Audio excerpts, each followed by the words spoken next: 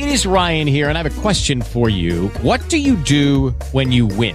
Like, are you a fist pumper, a woohooer, a hand clapper, a high fiver? I kind of like the high five, but if you want to hone in on those winning moves, check out Chumba Casino. At ChumbaCasino.com, choose from hundreds of social casino-style games for your chance to redeem serious cash prizes. There are new game releases weekly, plus free daily bonuses. So don't wait. Start having the most fun ever at ChumbaCasino.com. No purchase necessary. VGW. Void where prohibited by law. See terms and conditions. 18+. Hey all, welcome back to the Real Life Pharmacology podcast. I'm your host, pharmacist Eric Christensen. Thank you so much for listening. As always, go check out reallifepharmacology.com. Go subscribe and get the top 200 drug study guide that I put together. 31-page PDF, absolutely free, no cost to you. You simply get it for subscribing and getting updates when we've got new podcast episodes and things of that nature. So definitely go take advantage of that, get that for free. And let's get into the drug of the day today, and that is doxylamine.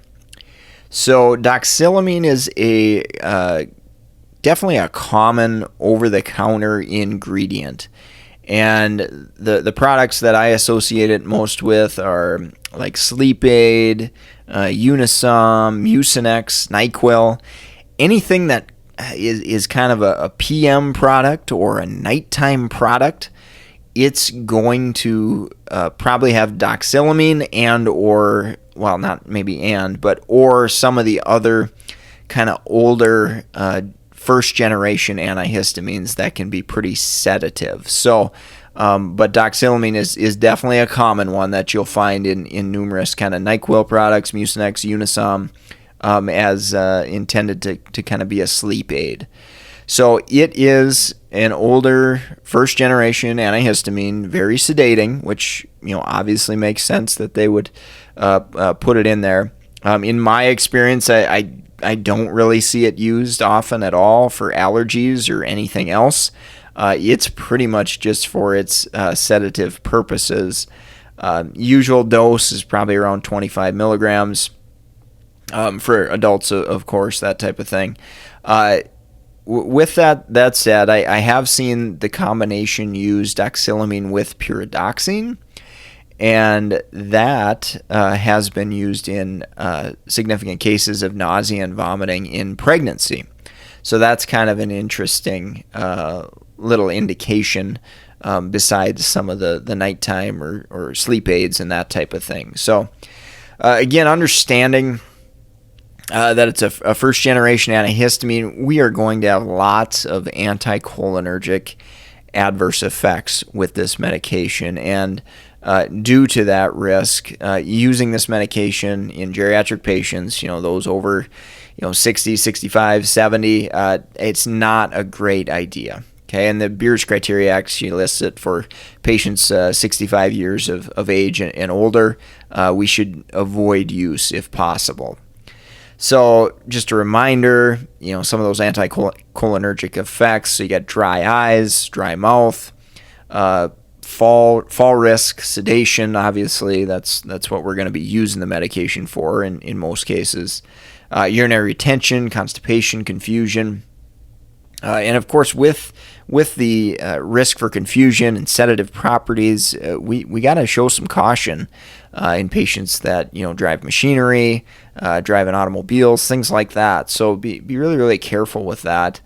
And in my never-ending search of trying to stop polypharmacy and the prescribing cascade, you've got to remember some of these medications that might tip you off to anticholinergic effects, and you need to ask about over-the-counter medication use. So doxylamine can readily be found in numerous over-the-counter products, which I mentioned before.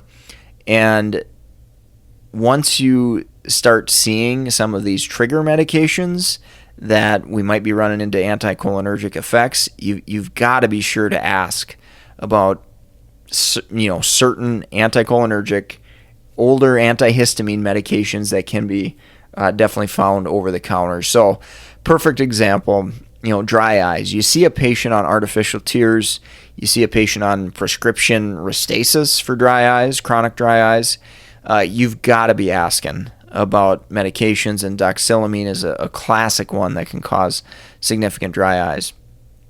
Same thing with dry mouth. If you see, a patient using artificial saliva, biotine type products, things like that, you've got to recognize that. Urinary retention. So if patients having trouble with male patient with BPH, for example, so you see that they're escalating their tamsulosin dose. Another classic example where you've got to recognize that it could be anticholinergic adverse effects, caused by doxylamine or other medications there. Constipation, another classic example. You see use of senna, colace, or if you have a patient complaining about that, you got to pay attention, and you got to make sure that we're not causing that issue and causing the use of more medications. And then, of course, confusion or dementia-like symptoms. If you see a new prescription for memantine, or if you see a new prescription for a drug like donepezil for memory, cognition issues, you've got to go back and you've got to look and see if that patient is taking a medication like doxylamine, which is highly anticholinergic and can cause some memory issues there. So wanted to really run through a bunch of those examples. I've got a ton more examples in my latest book, Perils of Polypharmacy. So you can go check that out on Amazon if you wish there, if you want more examples, case studies and case scenarios. But I can't stress it enough to just be aware of some of those, trigger medications that might indicate that patients are having side effects from medications. From a kinetics standpoint, doxylamine's onset is going to be, relatively quick when a patient takes it. So if you're taking it as needed for sleep, obviously you're anticipating that it's going to start to work relatively quickly. The peak concentration occurs at in the ballpark of 2 to 4 hours. So the onset of that medication is obviously going to be less than 2 hours, and then it can peak in that 2 to 4 hour range there. All right, so let's take a quick break from our sponsor, and we'll wrap up with drug interactions. If you're in the market for pharmacist board certification study material like BCPS, ambulatory care, medication therapy management, geriatrics, definitely go check out meded101.com/store. In addition, if you're a pharmacy student, we've got NAPLEX study materials as well. Again, links can all be found at meded101.com/store. I alluded to my new book, Perils of Polypharmacy. Great resource for anybody working in geriatrics with tons of case stories, case examples of situations that I've come across, and that can hopefully help you identify cases of polypharmacy, the prescribing cascade, and ultimately help our patients live a better, healthier life with less medications, of course. So lots of other books, resources on drug interactions and things like that. Again, all those links can be found at meded101.com/store, STORE. All right, so finishing up on drug interactions. So doxylamine really is not going to have much of an issue with CYP enzymes, so that's a nice thing. So your CYP3A4s, your CYP2C9s, doxylamine isn't going to have too much of an issue with that. But where it really does have the issue is problems with additive effects. So, first and foremost, I'm going to think about sedative properties. So if a patient comes and they report to me that, they're really lethargic the next morning, well, I'm going to target doxylamine as a potential cause, obviously, but many times these patients are on numerous sedating medications, so sometimes it's hard to know kind of where to start and which medications to taper off first. But I think it lends towards the point that multiple meds are often causing excessive sedative properties together, and they're adding on and piling on. So, benzos, skeletal muscle relaxants, opioids, antihistamines like your doxylamine, those are all classic medications that can add to the sedative type adverse effects. BPH meds I alluded to. So a patient that's struggling, maybe they're on Proscar, maybe they're on Flomax or tamsulosin, and they have a history of BPH, we're probably going to want to avoid doxylamine, because adding that medication can definitely kind of counteract or oppose the benefits that we're getting from those medications. Same thing with dementia meds that I mentioned there as well. And then, of course, you got to look out for anticholinergic burden. So adding on, some of the older skeletal muscle relaxants that have anticholinergic effects, like cyclobenzaprine, adding on tricyclic antidepressants, notorious for anticholinergic adverse effects.